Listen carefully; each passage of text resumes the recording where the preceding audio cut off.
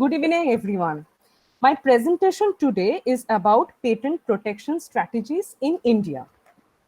Before we get into the subject, we will briefly cover what intellectual property rights are, what are the types of intellectual properties, and to understand it better, we need to know what is patent and an overview of the TRIPS agreement in relation to patents, which is largely impacting the prevailing intellectual property laws in India. And lastly, we will cover the history of patent and the strategic development in the patent laws in India. So what is intellectual property rights?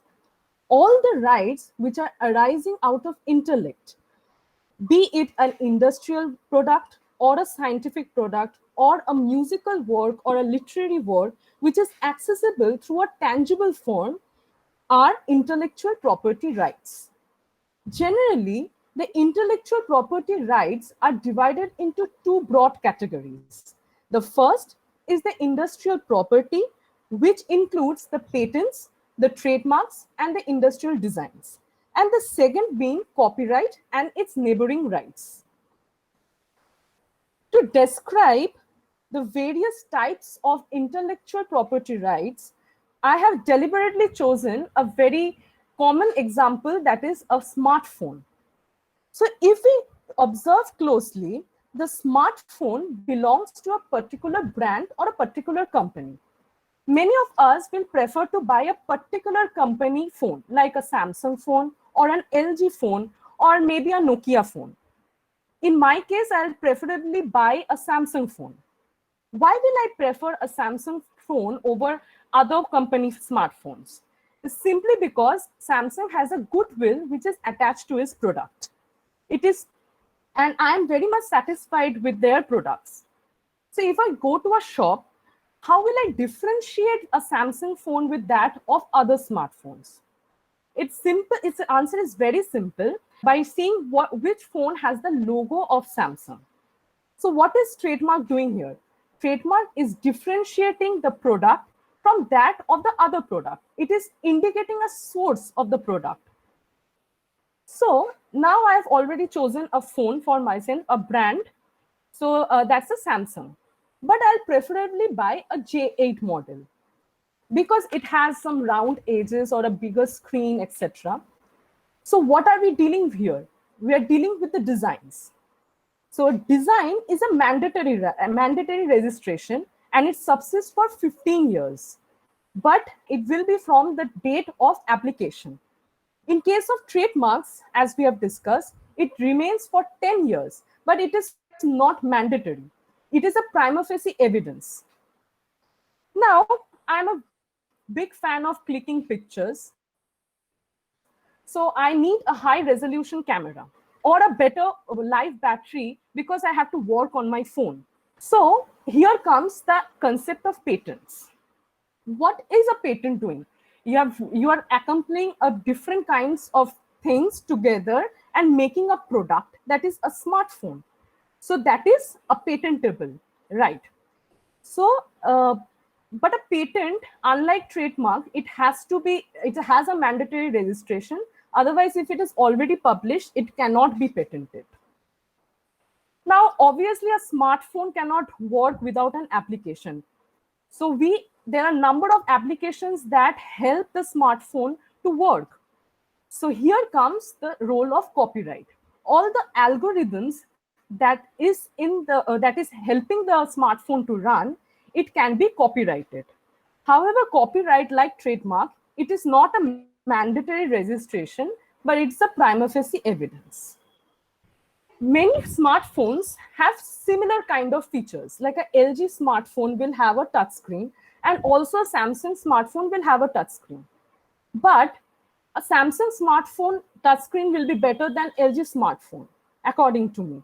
So what is that? It's the same kind of feature, but touch of the smartphone of a Samsung is better than the LG. This is the trade secret, which is perpetual, and it will remain with the owner until it is leaked or it is published. So now, with the emergence of time, there are various IPR laws that has emerged in the recent times. So the first is the Semiconductor Integrated Circuit Layout Design Act 2000, which protects the integrated layout designs. If we simply take the example of the smartphone, it has various circuits which connects the battery to that of the phone, which helps the phone running, the better battery life. So the design of the circuits in that particular smartphone, it is protected under this act. Coming out of the tech world, we get into something greenery. The next IPR that we are going to deal with is geographical indications. What does geographical indication protect? It protects the traditional knowledge in a particular locality. That traditional knowledge may be an agricultural process, or it can be a piece of art which is locally created there, and many other things. The first geographical indication that India got registered was Darjeeling tea. And now there are 345 Indian registered GIs. It must be kept in mind that unlike other intellectual property rights which belongs to a particular individual, the geographical indication belongs to an association and not a particular individual. With the advancement of time, there were various new varieties of plants that came into action. The new techniques that involves in making such plant varieties is also protected nowadays. It is protected under the Protection of Plant Variety and Farmers Act 2001. I would like to quote a very common example of this. The Lay's potato chips that we have, it is made of a particular kind of potato that is known as the FC5 potato, and PepsiCo has ownership over that particular potato. So with this, we have covered all the types of intellectual property, and the reason that I have touched everything in details was because it is very much interrelated to each other. Now we get into what is patents. We have before us 4 pictures. The first image is our favorite friend in weekends. It's an alcoholic preparation. If we look into the image from an IPR perspective, we will see that it has a unique composition. It has a preparation and a process which leads to the unique taste of it. So the process and the product, it can be patented. Okay, now you might have a question, but a recipe is also under copyrights. Yes, absolutely. A recipe is also can be copyrighted, and it can also be a trade secret. The second picture that we are dealing with is a compact, which we find in every girl's handbag. This compact also has chemical composition and also has a process which can be patented. The third picture that we are dealing with is medicines. The medicine is very much required in this pandemic situation, but its position as a patent is very much debatable in India, and we will be dealing with it later on. And the fourth picture is that of a laptop. So it is very similar with what we have discussed with a smartphone, so I'm not repeating myself. So what do we understand? What is a patent? A patent is a product or a process which is useful, novel, and has a technical advance which gives monopoly to the owner, excluding others from making, using, or selling the product or the process. Now, the most important agreement, the TRIPS agreement, which was effective from 1st January 1995, actually is a set of standards of protection of all the main IPRs in the member countries. So we will cover the TRIPS agreement which have been made in relation to the patents. Article 27.1 of the TRIPS agreement lays down that all sorts of inventions, process, or product of any technological field having novelty, non-obviousness, or utility, it should be strictly followed. It should be strictly followed by the member countries to prepare their legislation, which is in relation to the patents. but they have given freedom to the member countries in relation to defining their invention. The India has very much used this, but we will discuss it later on. So now entering into the subject. Okay, in India, the General Clauses Act have defined movable and immovable property. Immovable property is defined as land, benefits arising out of land, things attached to the earth, or permanently fastened to anything which, and the movable property are those which are not immovable. So we see that both the movable and the immovable property are the tangible properties. However, Indian Constitution has blessed us with certain rights like right to dignity, privacy, etc. So these are the intangible rights. Along with the constitutional rights, IPR has also grown to be an intangible right after the Second World War in India. So in the present chart, it is clearly depicted that there are two kinds of properties, tangible and intangible. Tangible properties include movable property and immovable property. And in intangible properties, it includes the constitutional rights and the intellectual property rights. So we have already discussed it, so we are not going into the details. Now for the evolution of IPR, as you have already mentioned, it has started developing after the Second World War in India. Though IPR has existed before this war, but it was not given much of an importance before that. In relation to the subject patents and its history in India, the first legislation was Act 6 of 1856, which promulgated legislation to grant the exclusive privileges for inventions of new manufacture. The Acts 15 of 1859 were certain modifications of 1856 legislation wherein exclusive privileges for useful invention was granted, and it would be applied within 12 months from the birth of the invention, or that is known as the priority date, and have excluded the importers from the definition of the inventor.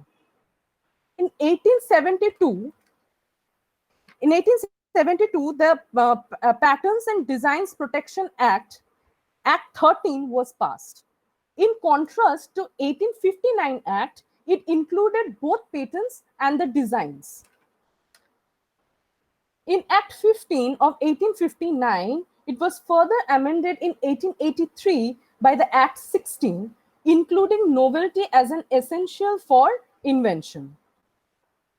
In 1911, the Indian Patents and Designs Act was brought, replacing the previous legislation of patents and designs. All of them were dissolved. The act also included controller to administer the management of the patents. In 1930, it included the grant of secret patents, patents in addition, use of the invention by the government, power of the controller to rectify the register of the patent, and the increase the term of the patent from 14 to 16 years. In 1945, another amendment was there to facilitate the provisional specification and submission of the complete specification within 9 months. After independence, however, from 1952 to 1970, there were many various bills that was passed, and finally in 1970, the present Patents Act came into force. Though there were many amendments after that, the latest being in 2005. Now, in the present scenario, India is a part of the TRIPS agreement. So, hence, as I've already mentioned, it has to suo moto comply with all the standards that are mentioned in the TRIPS agreement. So, before India was the signatory of the TRIPS agreement, India did not have any process patents. India only had process patents and not product patents. But as in the TRIPS, it has already mentioned that it has to maintain both the process patent and the product patent. So India feared that recognition of the product patents, the MNCs will have monopoly over the drugs and chemicals.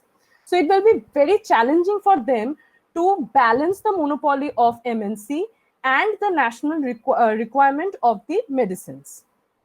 But as earlier discussed, the TRIPS has given us certain flexibility uh, that we can define our term invention. To fulfill the constitutional duty, which is in Article 47, to provide the improvement of health, India took advantage of that flexibility which is mentioned in Article 27.1 of the TRIPS Agreement. And it has drafted section 3, and in section 3D it has been clearly mentioned that mere discoveries of a new form of known substances like salts etc cannot be patented unless it differs significantly in its property with regard to the efficacy. In 1998, one of the largest international pharmaceutical companies had filed for an anti-cancer drug which was rejected as a patent in India. Now, there is also a debate whether the software patent is recognized in India or not. Though in section 3K it excludes computer programs to be patentable, however, computer programs demonstrating a technical effect or a technical contribution, they are patentable as laid down by Justice Pratibha M. Singh. Typically, if a software is running through a hardware in a tangible effect, it can be patentable. The very good example is the laptop and the smartphone that I have mentioned earlier. So this will be a process patent, but it will not have an exclusive right over the copyright. It will have as a whole, as the product as a whole. And the process that has led the product to function, not the copyright separate, not the software separately. So in section 3 of the Indian Act, it lays down which cannot be inventions, which is already in the screen. I'll just read out the inventions which are contrary to the public order, mere discovery of scientific principle or a new property or a new use of a compound, that is the medicine we were discussing about, substance obtained by mere admixture of the components, again the part of the medicine, mere arrangement or rearrangement of common known devices, method of agriculture or horticulture, which we have earlier discussed that it is a part of the Plant Variety Act, any process of diagnostic therapy treatment, again under the medicine, plants and animals as a whole or a part thereof, Plant Varieties Act, mathematical or business module, that is the software we were talking about, literary, dramatic, and the musical work, mere scheme or rule or method of performing mental acts, presentation of an information, topography of an integrated circuits, that is under the Circuits Act, and traditional knowledge, that is under the Geographical Indication Act. Also, it is important to note that any inventions containing or relating to atomic energy will not be patentable as laid down in section 4 of the Patents Act. So before we enter into the procedure of patent application, we have to briefly understand what Paris Convention is. Paris Convention facilitates the right to priority in case of patents.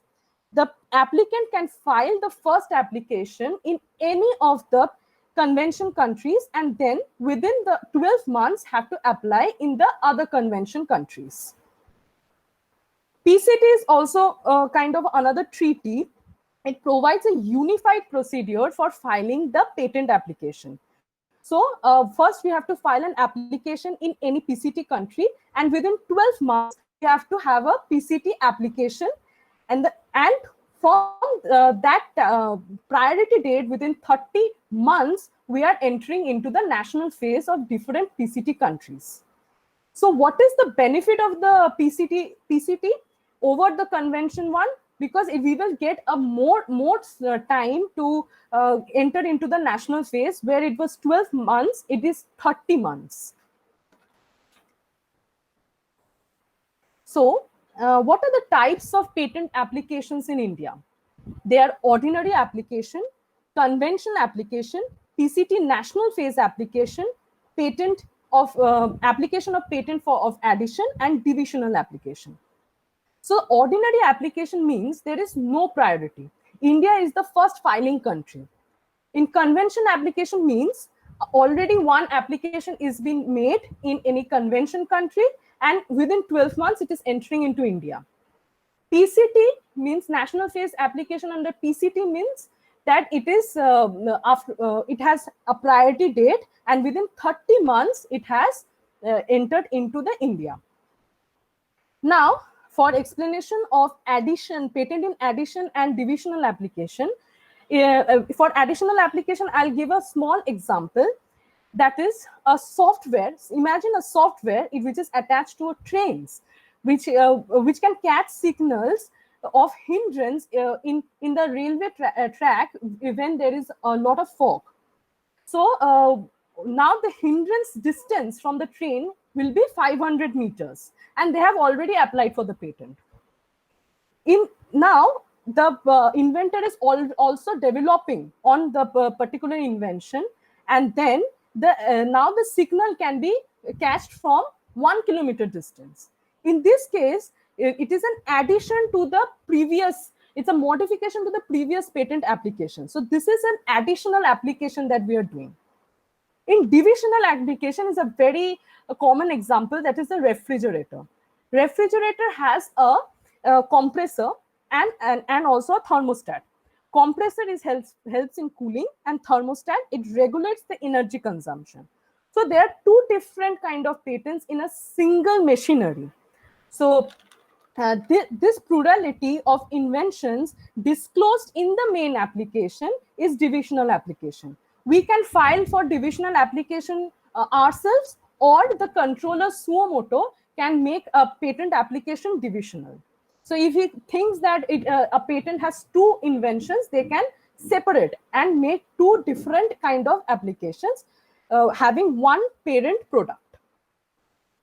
Okay, now we enter into the procedure for the patent application in India.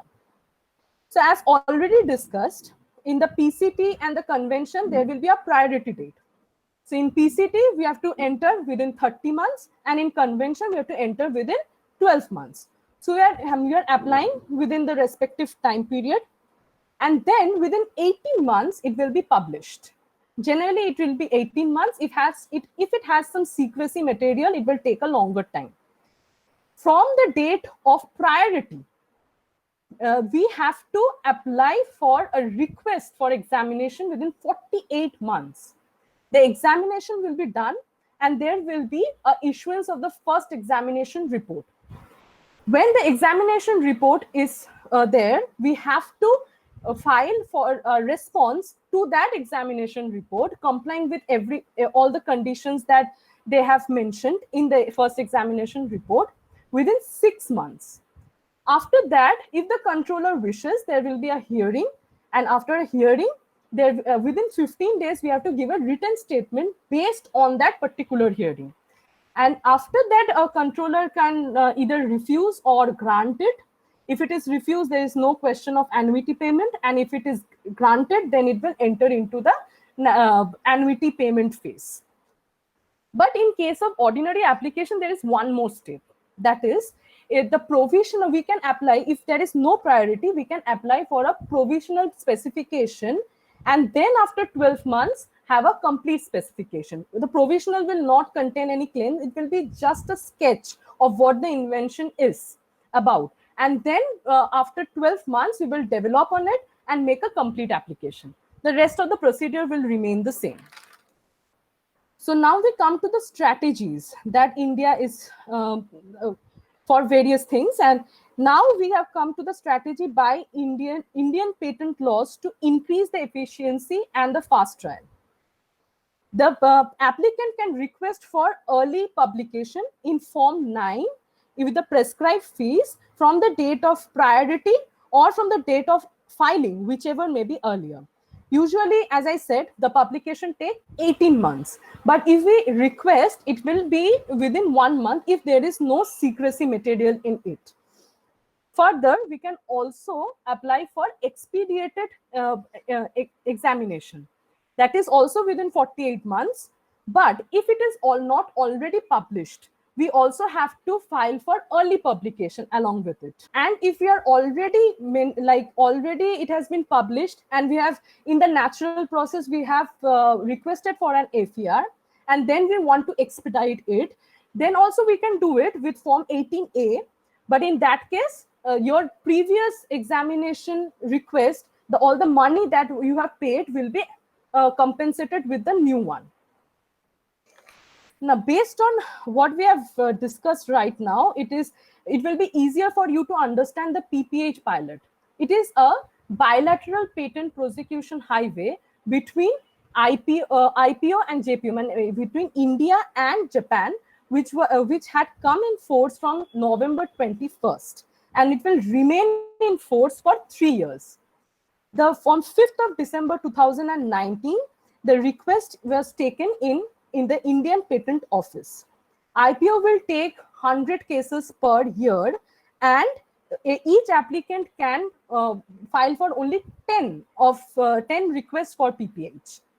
Now, what is PPH? A patent application having Japan and India as a designated country can file for expedited examination in India. If it is in India, then JPO, like Japan, is the office of early examination, and India is the office of latter examination. So it has already been examined in Japan, and we are asking the controller to expedite the process based on the examination report that has already been made by Japan. So this process will remain in force for 3 years. Now we come to the strategies for avoiding infringement. So in India, there is a pre-grant opposition which can be filed at any time before the first publication, that is the 18 months publication we are talking about, and before it is granted. The pre-grant opposition can be brought by any person. He doesn't have to be interested in that particular patent. It can be brought by any person. After the grant, however, if any person is interested, may give notice of opposition to the controller within 1 year from the date of post-grant publication. The difference then is, in the pre-grant opposition, any person can file, and in the post-grant, only the person interested can file for the opposition. And also it has a time limit, that is 1 year. And in case of pre-grant, it has a long time, like before it is getting granted, it has a long time, right? So it has a long time for any person to oppose the particular patent. So review can also be requested within 1 month from the date of order of by the aggrieved party. An appeal can also be made to the appellate board within 3 months from the date of order. Further, any interested person can also move to the court not inferior to the district court for any case of infringement. Now we come to how the patent is maintained after the grant. So with the emerging patent trolls in India, the Indian patent laws have safeguarded the patent by making it mandatory that the applicant provide for evidence of commercialization within the Indian territory. I will just describe in short what patent troll is. Sometimes an applicant has no intention to use it within the Indian territory. The invention he will not be using within the Indian territory. It just gets it patented so that it can sue the other companies who are using similar patents. But as we know, patent is a territorial right. And if you're not using a patent or commercializing a patent, then and you're not helping the people to utilize that particular invention in India, then your patent will be in public domain and anyone can use it. So it has been made mandatory by Indian laws that you have to show that you're commercializing in India. Now, further, the patent right, as I said, it is available for 20 years. Suppose the patent is filed in the 1st Jan 2000 is the applied date, and it is granted in 1st of January, then the accumulative payment will be for 5 years. The consecutive annuity payment will be paid each year till the 20th year. But it is in the 1st of January is the applied date, and in 2002 it is granted. The accumulative payment will be till 2003, because the accumulative payment cannot be less than 3 years. Whenever it is granted, it has to be for 3 years. And then the consecutive payment will be paid each year after till the 20th year, from the 4th year onwards. So I hope that I made it clear at this point. So, and now if you're not paying the particular annuity fees or the consecutive annuity fees, then your patent will be seized by the government, and you can restore it within 18 months from the lapse, and it will be in Form 15. But before the patent is granted, there is one thing, that is, every time a patent in relation to that particular patent is in other countries, it has to be informed to IPO within 6 months of such development. Like suppose if it is, I'm taking the example of Japan. In Japan, it is granted, and in India, it is still in process. We have to, from the date of grant, we have to, within 6 months, we have to inform the IPO that it has already been granted in Japan. Now, the strategies that are available to the people in general. So, the main purpose of recognizing the patent is the commercial exploitation. As we have already discussed, it is mandatory that you are commercializing in India. You have to satisfy the government that you are commercializing in India every year. Further, in times of emergency also, the central government can declare a patent to give a compulsory license to the government. Here, the owner of the patent will be the applicant, but it can be exploited by the government. Suppose in the present situation, if somehow a medicine is discovered in India that can cure COVID-19, the central government can declare that this has to be compulsorily given to the government. The owner will be the applicant, but it will be exploited by the government. And also, apart from government, any person who is interested in that particular patent, and if he proves that it has not been commercialized in India, he can also ask for compulsory license, and the government will instruct the applicant to give him the compulsory license. Now, we can't be always selfish and think about only the public. We also have few strategies that are adopted for the applicant to develop the application. In case of an ordinary application where provisional specification can be filed before the complete specification, the applicant can request for the next specification filing within 12 months to be treated as provisional. Means that if we are filing a provisional application and later on within 12 months we are filing for a provisional and then complete, we can ask the controller that please consider our complete specification that we are filing now to be treated as the provisional specification. That is how you can post date a particular application. However, you will lose your priority, but you can, just develop the invention again and again, make proper developments, and then make the final application.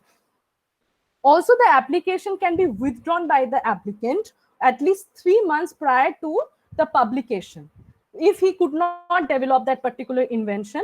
But if it is published and then he withdraws, then even the applicant cannot again file for the same patent.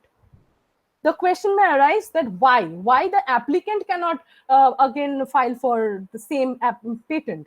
This because it is already published and it will be treated as the prior art. And as we know that in a patent to be novel means that it cannot have any prior art to it. So we have already discussed the additional and divisional application. I'm not going to repeat myself. Now, these are the certain strategies for the security, protection, and for protecting biodiversity. Earlier, we have discussed that the publication of an application can be delayed if it contains the matter of secrecy. If the controller is of the opinion that the invention is relevant for defense as per the notification by the central government, he will withdraw the application and notify the central government of such invention. The central government will decide whether it will prejudice the defense of India and will notify the controller if it does not. The controller will then revoke his directions and then go for further publication. As I've earlier mentioned that the detailed explanation of IPR was related to each other, now comes to that part. Sometimes the invention has some biological elements in it. In a case, we can declare that the application has presence of biological element.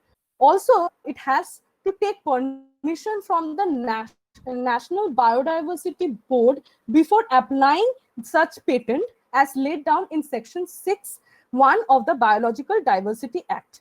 It has to be made in form 3 and the prescribed fees is 500. Now, the point here might be confusing as to the restriction that is provided in 3J, wherein plant and animal variety cannot be patented. But in this case, in the plain reading, we find that microorganisms or any biological process for promulgating a plant or animal can be patented.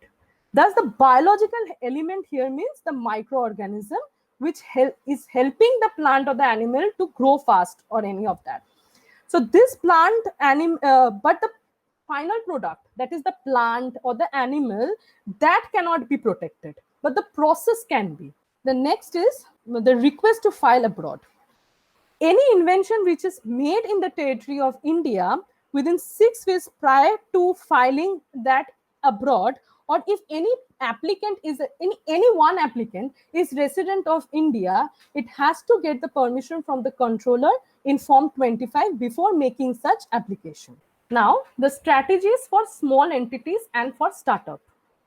The applicant can apply as a startup or a small entity to get the facilities of the startup schemes of the central government. For foreign entity to apply as a startup, they has to show certain things. That is, the date of incorporation should not exceed 10 years, should be liability partnership. The annual turnover should not be more than 100 crore for the financial year from the date of incorporation. The company or the entity should have been formed originally by the promoters and should not be a result of splitting up from a previous business. And the documents required are, of course, the incorporation certificate, the balance sheet, and along with that, Form 28 declaring that such applicant is a small entity or a startup. For Indian entities, only DIPP certificate will suffice if it is in case of startup. Now, if it is a small entity, the foreign applicant has to show that it should be the one who is engaged in the manufacture or production of goods pertaining to the industry having investment up to 10 crores, or the one